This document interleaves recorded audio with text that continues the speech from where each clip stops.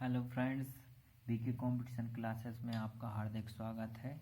आज मैं आपको कंप्यूटर की सेकंड क्लास में जनरेशन ऑफ कंप्यूटर के बारे में जानकारी देने जा रहा हूँ। ये बहुत इम्पोर्टेंट है, कुछ चीज़ें आप नोट कर लीजिएगा, नहीं तो आप वीडियो को केयरफुली देखिए।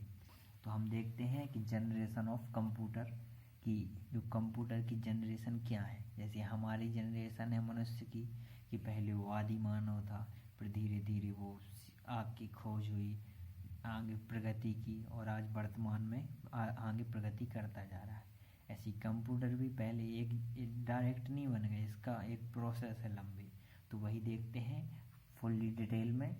तो देखिए टॉपिक, देखिए यहाँ टॉपिक के नाम दिए हैं 13।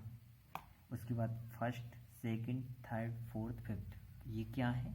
ये है जनरेशन। फर्स्ट जनरेशन में क्या था, फिर सेकंड में क्या आया, फिर थर्ड में, फिर फोर्थ में, फिर फिफ्थ में। तो सबसे पहले देखते हैं फर्स्ट जनरेशन कब से कब तक चली।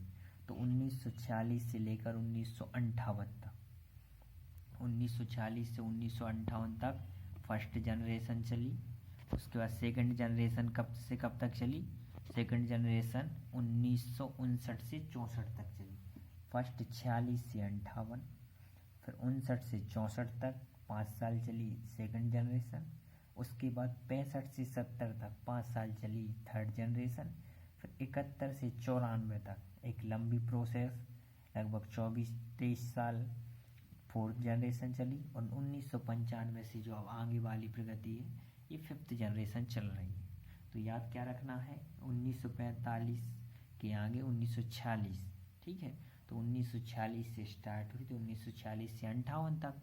फिर उसके बाद 5-5 साल, 58 से 59 से 64, 65 से 70, फिर 71 से लास्ट है 94, क्योंकि 95 से फिफ्थ जनरेशन चल रही है। तो ये टाइम पीरियड आपको याद रखना है। इसके बाद देखते हैं टेक्नोलॉजी। टेक्नोलॉजी कैसी काम करती थी, पहले क्या था, अब क्या आ गया है। तो पहले जब फर्स्ट जनरेशन थी तो कंप्यूटर में क्या होता था, वैक्यूम ट्यूब्स होते थे, वैक्यूम ट्यूब्स लगाए जाते थे, बहुत बड़े भारी होते थे। सेकंड जनरेशन हुई, सुधार आया। उसके बाद क्या बन गए, ट्रांजिस्टर, ट्रांजिस्टर लगने लगे। फिर इंटीग्रेटेड सर्किट होने लगे, मतलब एक दूसरे से जुड़कर और ज़्यादा प्रोग्राम चलने लगे। फिर इसको और छोटा किया गया फोर्थ जनरेशन में। फिर माइक्रो प्रोसेसर आ गया, और अब आधुनिक में क्या आ गया, VLSIC या ULSIC। तो आप समझ रहे हैं कैसे टेक्नोलॉजी विकसित हो रही है। पहले वैक्यूम टेबलेट था, वैक्यूम ट्यूब्स था। उसके बाद ट्रांजिस्टर आया, ट्रांजिस्टर आया, ट्रांजिस्टर के बाद इंटीग्रेटेड सर्किट्स बने। उसके बाद माइक्रो प्रोसेसर आया, फिर उसके बाद VLSIC या ULSIC आ गए। अब भी वर्तमान में यही चल रहे हैं।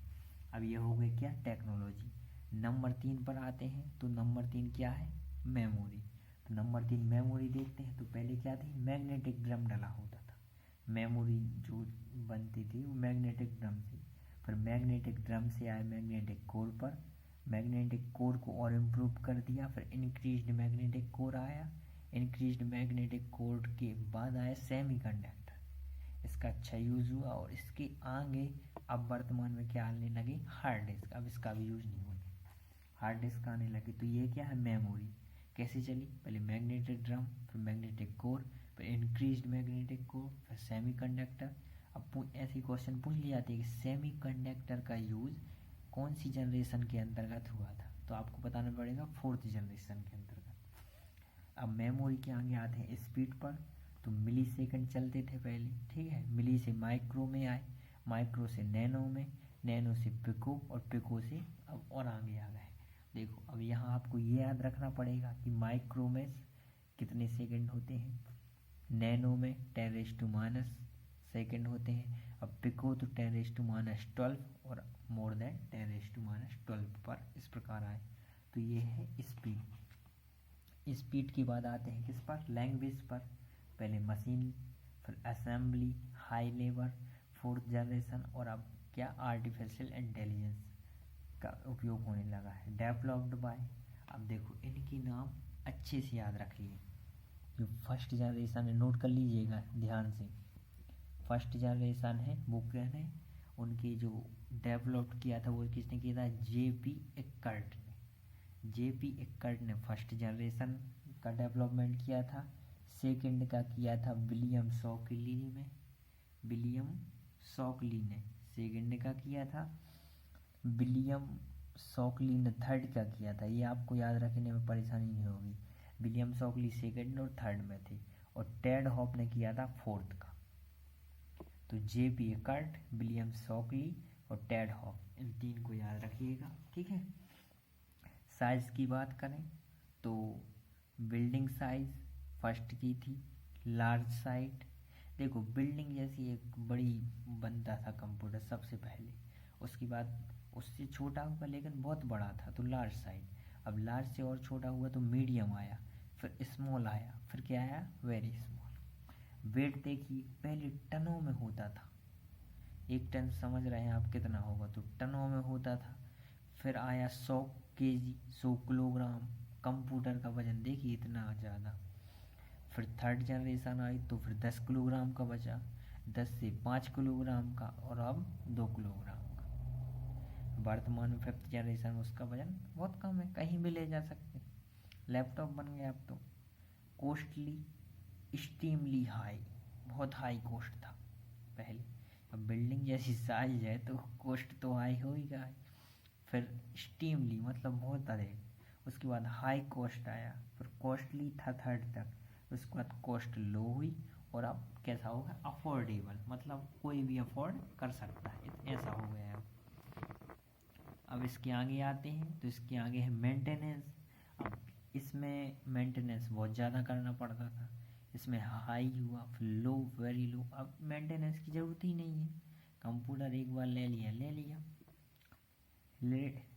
Reliability, no, no, yes, good, nice. सबसे अच्छी फिफ्थ मिली वो computer ENIAC, IBM 700 Atlas, PDP, CDC 17, IBM PC और परम और अनुराग। तो ये है कंप्यूटर के नाम। देखो यहाँ से क्वेश्चन बन जाता है, तो कंप्यूटर के नाम याद रखने की कौन सी पीढ़ी। अब जैसे उन्होंने दे दिया परम, निम्न में से कौन सी पीढ़ी का कंप्यूटर है, तो आपको बताना पड़ेगा फिफ्थ जनरेशन का, ठीक है। तो ये कंप्यूटर के नाम याद रखिए, किसने डेवलप्ड किया है इनके बारे में याद रखिए, और इसका ईयर याद रखिए, और थोड़ी थोड़ी जानकारी और रखिए। तो ये थी कंप्यूटर की पूरी डिटेल कि कंपैरिजन ऑफ कंप्यूटर जनरेशन की जनरेशन क्या है, ठीक है। अब मिलते हैं नेक्स्ट वीडियो में। नेक्स्ट वीडियो हम देखेंगे कंप्यूटर सिस्टम कॉन्सेप्ट, कि कंप्यूटर कैसे काम करता है, उसके कॉन्सेप्ट क्या है। इसके लिए देखिए अगली video. Thank you so much.